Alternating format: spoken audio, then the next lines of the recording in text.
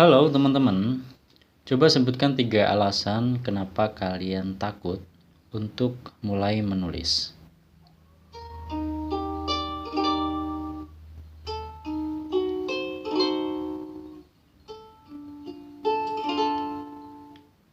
Ya, yang pertama, yang paling banyak adalah takut ejaannya salah. Barangkali kita mengingat waktu kita sekolah dulu, ada tugas mengarang, entah itu puisi, entah itu cerpen, entah itu karangan bebas seperti esai dan sebagainya. Dan yang paling pertama dinilai adalah soal ejaan. Tanda bacanya lah, baku tidak baku lah, penempatan misalnya harus miring karena pakai bahasa asing, dan seterusnya gitu. Sehingga itu membuat kita jadi terpikir ketika kita mau menulis, jangan-jangan nanti dari sisi ejaan kita akan banyak kesalahan gitu. Karena kita belum memahami atau belum belajar sungguh-sungguh soal ejaan yang disempurnakan, atau sekarang kita mengenalnya adalah pedoman ejaan bahasa Indonesia.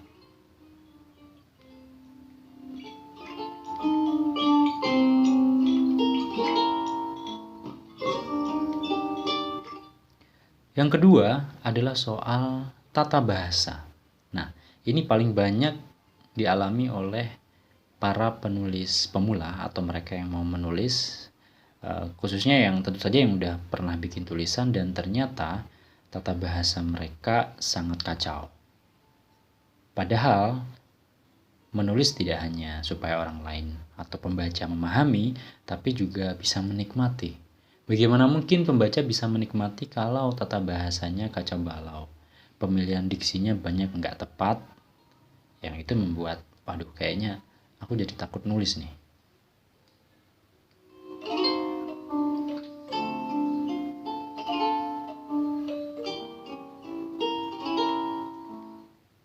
Yang ketiga, minder gitu kan. Jadi biasanya mereka yang sudah pernah baca banyak tulisan, atau mereka yang justru ikut satu komunitas dan mengetahui bahwa teman-temannya sudah bisa menulis dengan bagus, mereka akan minder. Wah, kok yang lain udah bagus nulis ya? Sementara tulisanku kok masih kayak gini aja gitu. Jadi dia takut tulisannya terlihat paling jelek karena yang lain udah bagus.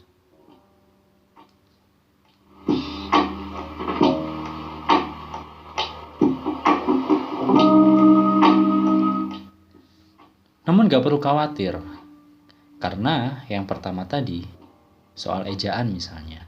Kesalahan dalam ejaan itu dialami oleh semua penulis. Bahkan penulis yang kita anggap sudah mapan atau penulis yang sudah profesional sekalipun. Mereka tetap membutuhkan seorang editor untuk merapikan ejaan itu, atau beberapa media memiliki penyelaras bahasa untuk mengoreksi misalnya ada kata-kata asing yang sebenarnya sudah ada padanan katanya dalam bahasa Indonesia, itu bisa dirubah. Artinya kesalahan dalam ejaan itu adalah sesuatu yang wajar dan kita nggak perlu takut karena tidak ada yang sempurna.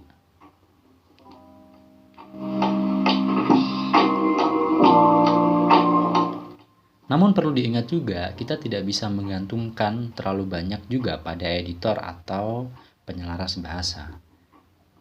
Karena tulisan yang terlampau memiliki banyak kesalahan dari sisi ejaan biasanya juga akan ditinggalkan. Mereka hanya akan mengedit atau mengurusi tulisan-tulisan yang dari sisi ejaannya udah oke. Kesalahan sedikit gak masalah, itu sesuatu yang alamiah atau sesuatu yang wajar dialami.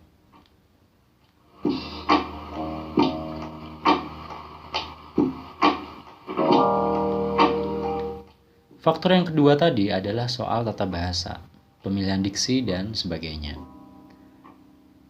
Ini mungkin yang paling butuh proses, karena untuk bisa menulis dengan lancar atau menulis pertama bukan bagus atau baik dan benar ya.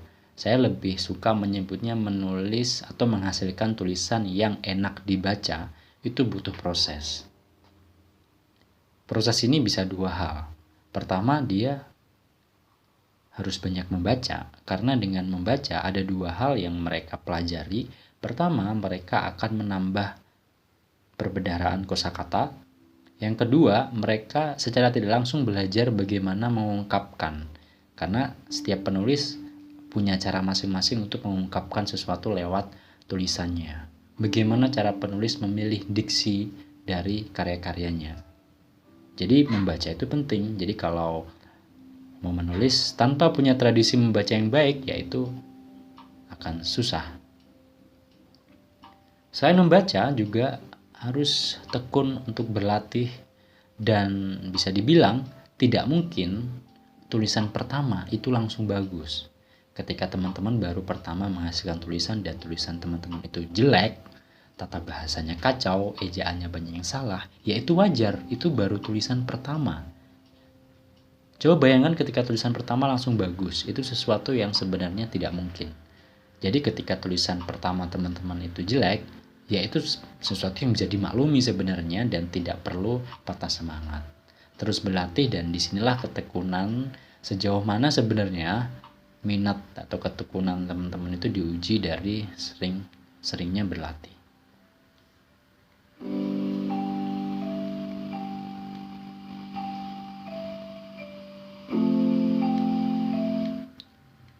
Soal yang ketiga, minder. Ya, ini sesuatu yang sebenarnya sangat sulit sekali dipahami, tapi terjadi.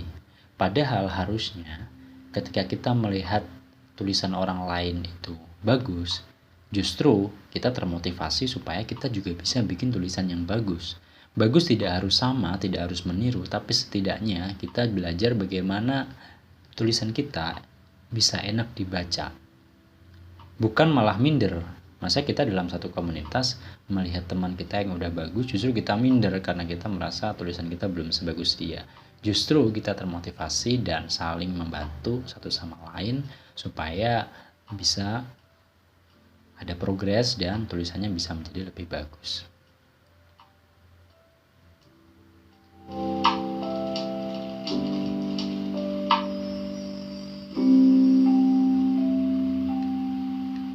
Oke, itu dia sekedar tips dari saya, dan terima kasih sudah mampir di channel ini. Ke depan mungkin akan ada perbincangan-perbincangan yang itu semoga saja bermanfaat untuk kalian semua. Terima kasih.